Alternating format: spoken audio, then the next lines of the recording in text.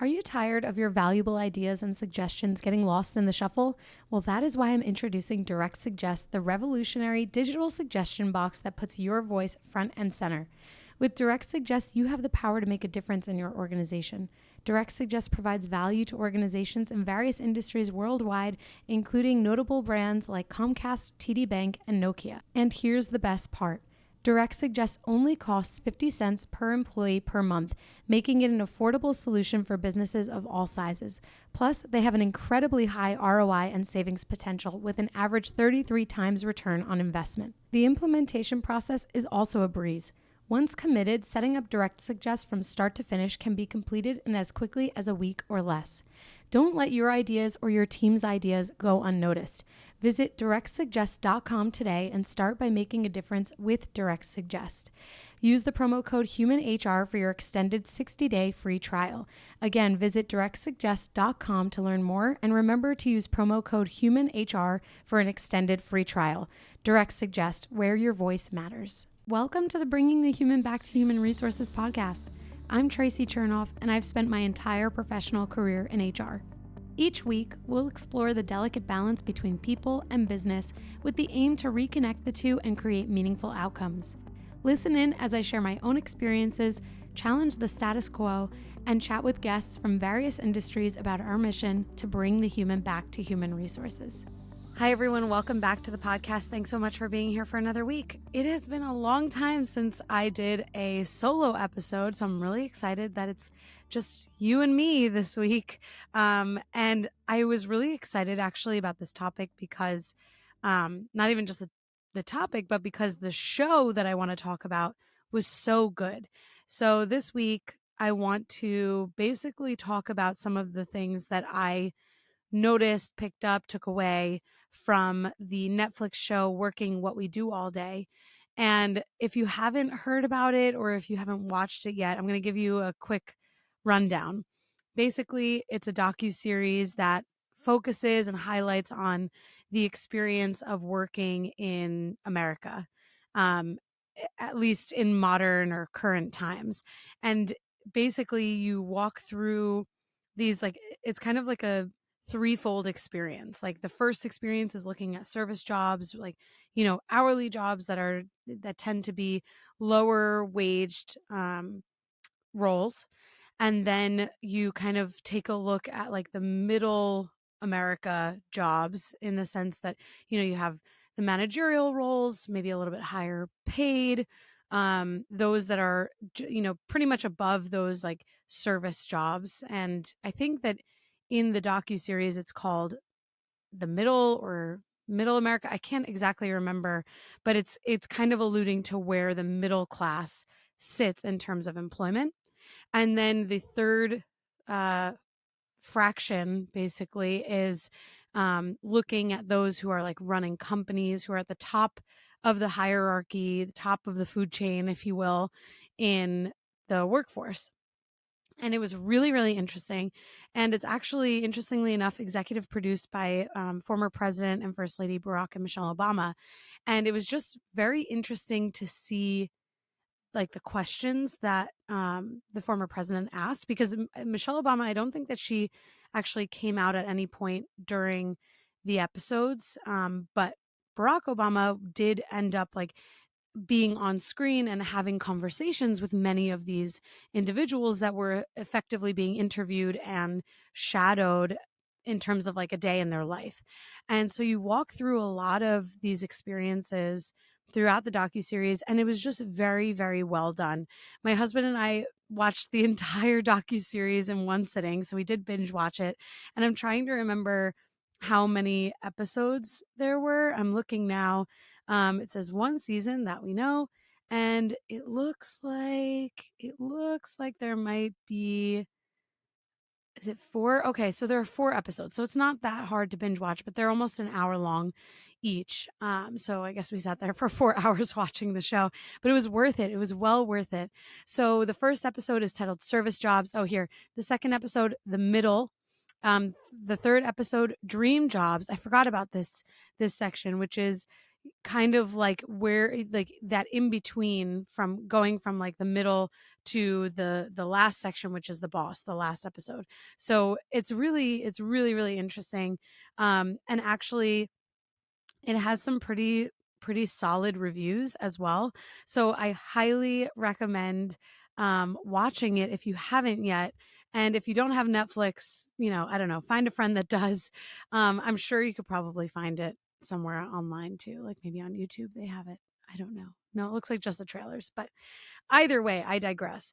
The show was really good. I felt like it did an amazing job of painting this picture for really to showcase like what people go through. And for all of us, like being in HR, being business leaders, we hopefully have a very keen understanding of what people go through in their day to day as working people, especially since the majority of my listeners are in the United States. Let's look at this from an American perspective. Um, if we're not in touch with what our teams are going through, like that's step number one. We've got to get in touch. So, I was thinking recently about the service jobs episode, which is the first one, and you really I think again it paints a very very good picture of what people experience whether they are working in a gig like position or for gig work or doing gig work, I should say. So for example, like DoorDash, Uber Eats, Uber, etc. And then you also see people who are like home health aides, and people who work in there was actually this like keen focus on the Pierre in the city in New York City, which is a very nice hotel, very luxurious hotel. And so you get to see all of these different facets of life where you kind of go through this experience in understanding what these individuals experience day to day, some of the challenges, that a lot of the challenges that they experience in these lower wage roles, that have high demand, and not a ton of reward. And if you listen to the episode from a couple weeks ago with, I guess by the time this comes out, with Isabel Wang, she is a colleague of mine. She's the CFO for the company that I work for. We talk a little bit about what people need in terms of, especially for hourly employees, but in terms of flexibility and what flexibility really means for people. And that flexibility means something different to everyone.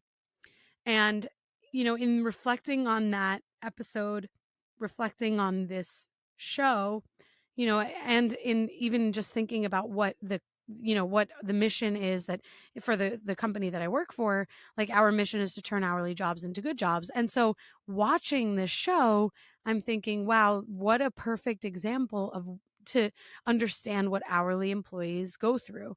And there are moments too where you see an HR manager come into the fold, and she's training this home health care worker in the first episode. I think it's in the first episode.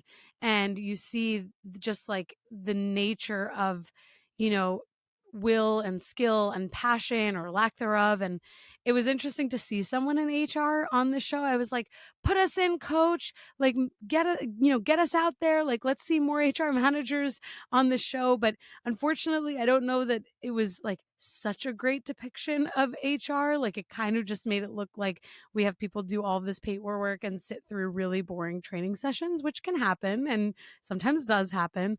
But in the end, you do kind of get you feel empathetic for this individual who is, not, I think she was earning $15 an hour in Mississippi as a home health aide.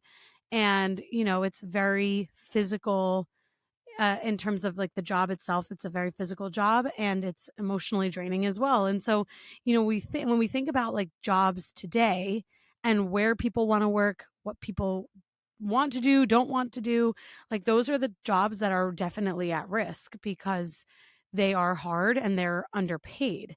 And there is also a moment in one of the episodes where we see a gig worker, so someone who does like Uber and then also Uber Eats and DoorDash and all of that, where she delivers food and then the person like cuts back the tip or doesn't give a tip at all. After, she's been after driving around, I think Pittsburgh, I think it was, for, a decent part of the day. And then she only made like $6. And, that those companies, they're not covering your gas or anything like that. And, that's a very significant challenge when you have people who are already lower wage earners, then having to take on multiple jobs, but they're not also compensated for things that are otherwise, parts of the job. But that is like the gig, I guess. That's just kind of like how it works sometimes. And there's a moment in the episode where she says, she watches social media and she sees all of these people post about what their, day in the life looks like, and that they have these amazing lives and they have all this stuff and all of these amazing things.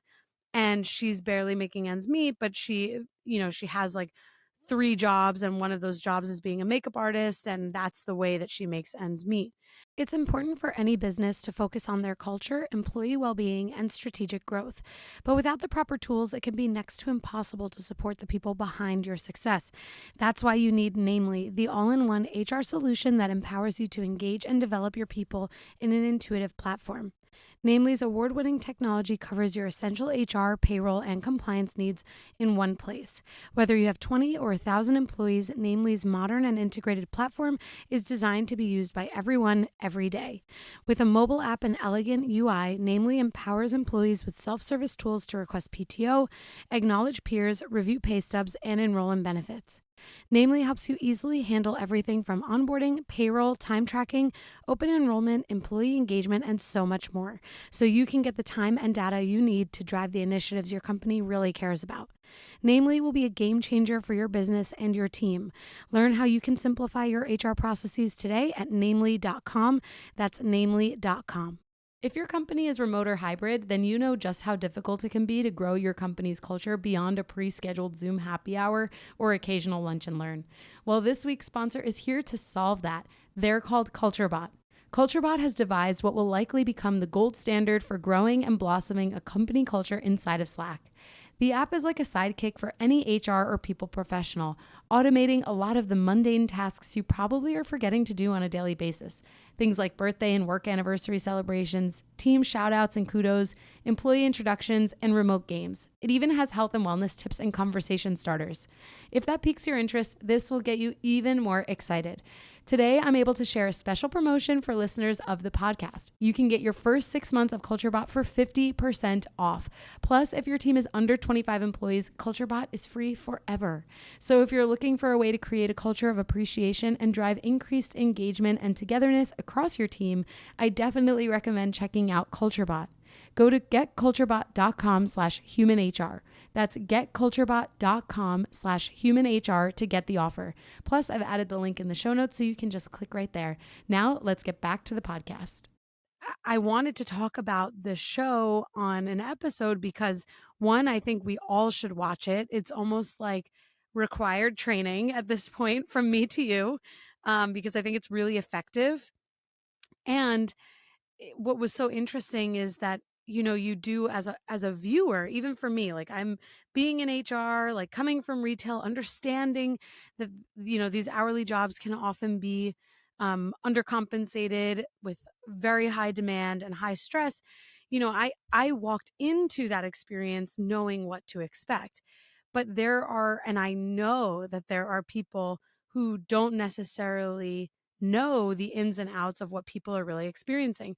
And so when we think about like the job market today and the workforce today, it's actually, I think, really important that we understand like what it's truly like in around the country in terms of like, realistic working expectations and standards and what people experience. you know the other layer to this was that there were the geographic nuances. So you see employees in New York who are earning a little bit more because of the cost of living, but the cost of living is obviously higher, and that there's a bit of a not an easier ability to find work, but there isn't as much of a sacrifice being made because there's an opportunity to have, you could work in fast food, you can work for in a hospitality, you can work in retail, whereas looking into the lives of those who were in more rural areas like in Mississippi, they have to drive 30 minutes, 20 or 30 minutes just to get to work, let alone to even find work. And that the jobs that are available are few and far between. And the reality is that at least in the United States, the majority of people are, living in these more rural areas. And the question begs of people like how, or I guess it begs the question, I should say, how do these people find work? And then you kind of transition into this experience where you watch someone who works for a tech company in Pittsburgh, I think, if I'm remembering correctly. And it then makes you think, well, what about remote work? Does remote work offer or open up these opportunities for people in remote areas? And the answer is kind of like a yes or no, right? Because it depends also on what access people have in remote or rural areas. Like, do they have the same access as people in urban city centers, or even in suburbia, where you have potentially access to better education, more resources, more opportunities for pay, which obviously, it's safe to assume that not everyone even has a computer in the United States today. Like, we have to think about the impact, the socioeconomic impact that is had across the country, and how that then relates to and impacts someone's ability to, kind of scale their income and make ends meet further. I mean, we're actually even seeing this in New York today, where it's become so expensive, and it's become expensive everywhere across the country.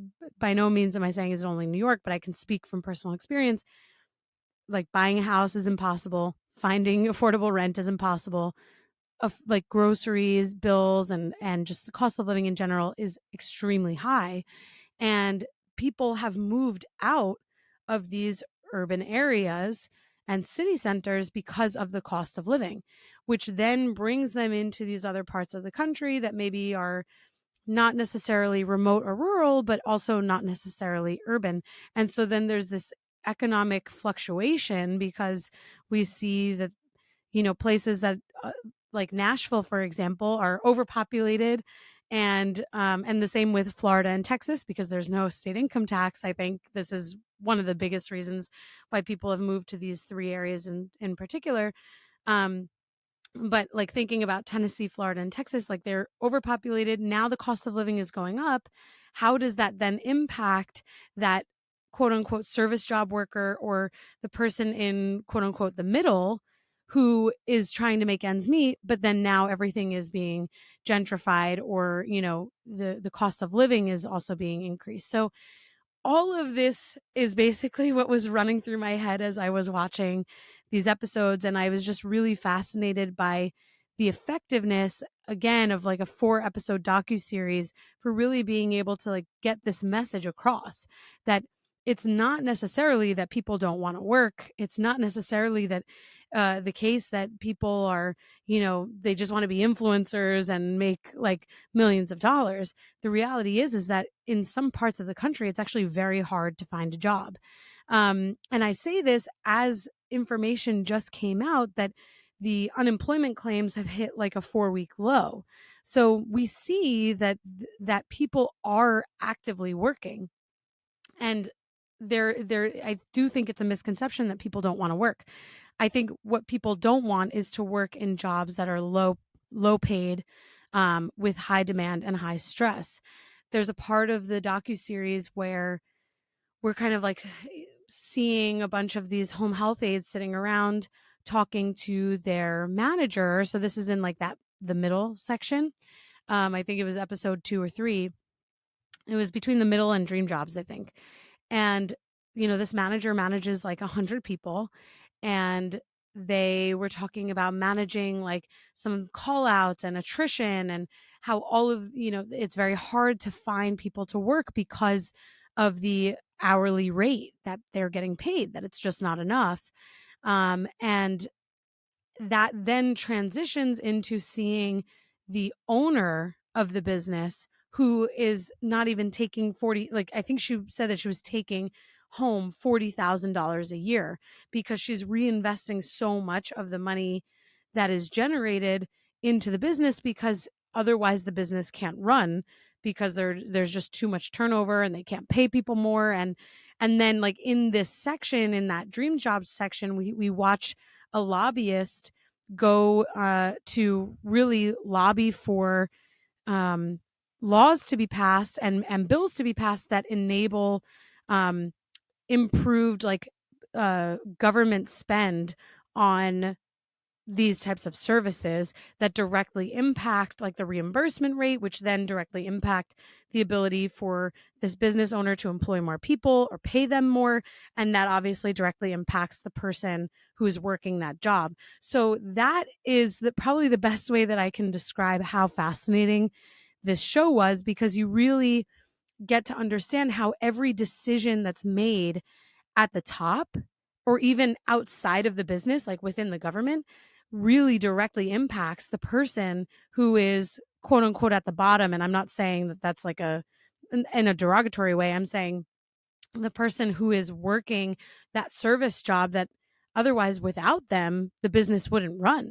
I mean, those are the frontline workers that these businesses rely on in order to not only make their money, but to operate their business. So I just wanted to reflect on that because it was just such a such a fascinating docu-series. And you know, I can only emphasize enough that this is the reality, that every decision that is made at the top or within the government directly affects every single person in business, and straight down to the person at the front line. Without those service workers who are essentially enabled by reimbursement rates, like let's take this example of the home health aid, to kind of carry this message across. But without those service workers, without those frontline workers, though the patients and the clients relying on home health care services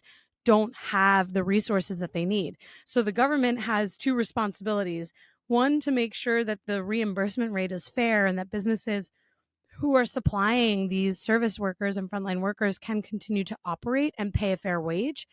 And then the second responsibility is for the government to understand the impact of the decisions, or that their decisions have on these clients and patients who have paid into receiving these services through, income tax and Social Security and things like that. And of course, there's Medicare and Medicaid as well. So it's just very fascinating. And obviously, the government is going to decide what they do and do not want to do. But even when you remove the government from this, when you think about business decisions, and for all of us being in HR, we are making decisions every single day, every hour of every day. And it's so important, I say this all the time, that we meet our employees where they are and we really think about whether or not the decisions that we're making are actually affecting positive change on the person that the decision is impacting the most. And that when we make these decisions, we can't just think in our own silos. We have to really think about who that decision is impacting and who is affected by the decision or by the results of a decision. So I hope that you all listen. I hope that you all watch the show. You can listen to. I hope you watch the show. I hope you enjoy it. And if you have watched it already and you have thoughts, either in agreement or not, let me know. I'd love to know and hear your feedback. Have a great rest of your week. Thanks so much for tuning in. And don't forget to rate, review, and subscribe. Thanks so much. Hey, just before you go, don't forget to subscribe to this show so that you are the first to hear when an episode drops each week. And maybe leave a 5-star review and a comment about how much you loved this episode. Plus, if you have someone in mind who would really enjoy this episode, make sure you share it with them. Thank you so much for tuning in, and I will see you next week.